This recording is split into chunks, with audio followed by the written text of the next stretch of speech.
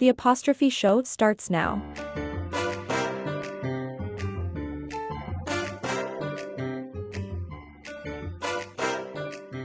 So when you do something and you fail, what are you most likely going to do? You're probably not going to want to talk about it. You're probably not going to want to see it.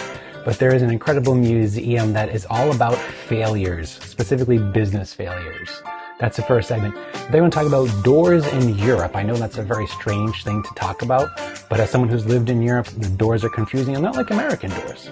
Talking about Europe, there's a wonderful, visually interesting place in Italy called Matera, Italy. I'm going to show you pictures from that. And the last segment is going to be about a really amazing and really wonderful thing for exercise. If you're interested in exercise, wait till the last segment here. You're going to love this. So let's get into it. Let's talk about the Museum of Failure. First of all, I love the name, but I also love this. So it says innovation needs failure. Museum of Failure is a collection of failed products and services from around the world. The majority of all innovation projects fail, and the museum showcases these failures to provide visitors a fascinating learning experience. Innovation and progress requires an acceptance of failure. I love that, because if you don't try things, then you're never going to do something great, do something amazing, and it's a high risk of failure. Like with anything that you try, you might fail, but if you don't try, then you'll never know. So, the Museum of Failure. But let me just show you a few of the incredible things in here. So here is this incredibly scary looking, purge looking white mask thing that's connected to this box. I believe this was called like a rejuvenation, something like that. I don't know if it like electrocutes your face or puts light on your face, but it looks really scary. It looks like you're going to murder somebody. The next picture here, these are pictures from their Instagram. The new Coke. I remember that happening like in the 90s, Trump steaks, but here's crazy. Colgate beef lasagna seems really weird, really off-brand for Colgate. Crystal Pepsi, I actually remember Crystal Pepsi, like it was white. It didn't, not white, it was clear. It didn't last very long. So these are all things that have failed miserably, and this museum shows it off. And then the last one on here, well, actually not the last one, the second to last one, jarts. I don't know if you remember these. They're not for sale anymore, but I remember this when I was a kid. It was like a set that you put in your yard. It had like a ring that you put somewhere in the yard, and then you stand far away from it and you throw these lawn darts at it, but they were metal, and typically they got rusty, and you're throwing metal, rusty, sharp things around the yard, most likely with kids in the way. It seems like a terrible idea, but it was fun. And the last thing, here is the Movie Pass. I don't know if you ever heard of Movie Pass. This was very recent, actually. It was maybe 2022, 2021, somewhere around there, maybe before that. But it wasn't very long. But what it was you pay X amount per month, and you can go to see as many movies as you want. Just keep going to movies theater multiple times every day. They did put restrictions on there. But Movie Pass didn't last long because the numbers didn't make sense. They ran out of money and they had to close down the shop. There's a lot more, but the Museum of Failure is fantastic. And what I think you could take away from this, if you're a museum, is there's got to be things that you've tried that in your museum that have failed miserably. So why don't can you make an exhibit, a very small selection of things that, hey, these are things that we've tried in the past at the museum and this has failed miserably, but here it is to show that we're trying to innovate. So I think it's a great idea, if you can, to show off your failure, to show people that you're trying to innovate, trying to be the leader. Great idea.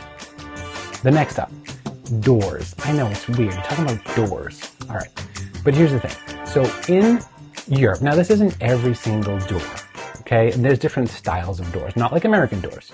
But here's a few of the differences that I've noticed in doors in Europe. The first thing is that there's no door handle, there's no knob on a lot. And these are exterior doors, so not interior doors like, to the bedroom or, to the bathroom, like the outside to get into the apartment. Typically they're doors, some version of what I'm about to tell you. There's no door handle to turn. Typically, it's just a giant, it looks like kind of like a plate, not a giant plate, but like hand-sized plate, sort of right in the middle of it that you use to pull and push. But there is no turning. You have to put the key in, and then you can sort of push on this handle. It doesn't turn. So that's number one. The second thing is you'll notice that when you turn the key in a lot of European doors, you hear something, but it's not like a lock. And what it is a lot of doors have these sort of steel pipes that come out on the sides when you turn it once, and then if you turn it again, they actually come out on the top. And it's to secure the door into the frame, into the door frame with these metal pipes. I guess that's a security thing. But that was really weird. I remember turning the key many times and hearing things happen, but it wasn't the lock. And then I noticed the holes, and then it was these pipes that connect the door to the frame. And the last thing, and this could save your life. This could really save your life. The last thing is some doors in Europe, you need a key on the inside to get out. I know. For people who live in the United States, that's insane and would result in a crazy amount of lawsuits. But some doors in Europe, you actually need the key to get out of the door. So always with those, what you want to do is you want to make sure that you leave the key in the door, in the keyhole on the inside. You don't want to have it like in your jacket, in the other room, or in your pants, in the laundry pile, and you forget what it is you need to get out and you can't. So always, if you have a door like this, always leave your key inside the keyhole because you don't want something bad to happen. I know, that's crazy. Talking about Europe, in Italy, there is a place called Matera, Italy. And if you've seen the new James Bond film, No Time to Die, the opening scene was filmed in Matera. This is where he sort of did like a car chase and there was like a big explosion. I don't mean to give any spoilers, but anyway, so this part of Italy, it looks nothing like I've ever seen before. All the buildings in this it's like a little village. They're on the side of this hill or a mountain maybe. I'm not sure of the size, but they're all the same sort of stone structures. And like a lot of little villages in Italy, they're not like straight like rows, like they go different angles, different heights. But visually it's incredible. And I'm just looking at another photograph here, and it's like I said, it's on kind of like up on a top of a hill, and there's just these beautiful roads everywhere, and all these buildings are really beautiful. They look all the same, and a lot of these places you'll see like a lot of cafes, like in these little windy little streets. So I don't imagine cars could really drive in here. The height is too far, is not consistent, and the curves just got to be crazy. But at night, like when the lights start to come on and this beautiful stone village, it's visually incredible. I don't think I've ever seen anything like this. I would say it looks like it's from a movie. Well, it is from a movie. It's from the James Bond movie. Of course, it was there before the James Bond movie, but you get the idea. You can imagine what that's like to be walking through this incredible, like ancient stone village in Italy. The visuals are just wonderful. Absolutely love that. Next time in Italy, gotta go there. I think it's in the southern part. Okay. I saw this online. I thought this was great. It's called darebee.com. D-A-R-E-B-E-E. Darebee.com. And what it is, it's a collection of workouts, free. I don't know. I'm not sure. I think there's a group of people that put this information together, but they do it in such a beautiful way. So at the top, you have workouts and programs and challenges and guides. So let's say you click on workouts. You can see a bunch of workouts and these beautiful infographics that you can just follow along with what the little person is doing in a little infographic. And click on programs. So they have different programs. So for example, there's 60 days of walking. I don't know why you need to learn about walking, but you have code of abs, push, pull legs, shade bound, whatever that is, half marathon training. So let's say that in all of these, what I'm about to tell you, I think it is the same for all of them. Let's say you clicked on code of abs, right? You see the main code of abs page, and then you scroll down, you see it's 30 days, and there's a little introduction there. But then it says program index. In this one, because it's 30 days, it actually has a little block, day 1, day 2, day 3. I think it's six columns, so, and then 5 rows of this, one for each day of the challenge, of the program here. And when you click on, let's say day 1, of course you start with day 1, what you're going to see is the exercise that you'll be doing on day 1. And they actually have 3 different levels. So if you're level 1, beginner, do 3 sets. If you're level 2, do 4 sets. If you're level 3, advanced, do 5 sets, 2 minutes rest between each. And then it has the little pictures of what the person's actually doing. So the first one is 10 high crunches, and it shows you the motion to do. This one doesn't need any equipment. Most of them don't need any equipment. Some do, but most do not. So you have high crunches, cross crunches, circle crunches, but it gets better. At the bottom, right after that, and this is useful for some of these exercises, some not others, but for example, there's right in your browser, you don't need to download an app or get an account or anything like that. Right in your browser, it has a built-in timer. So if you wanted to do an exercise for 60 seconds, you could just click it right on your screen in your computer and it'll start the timer. It also has a set counter.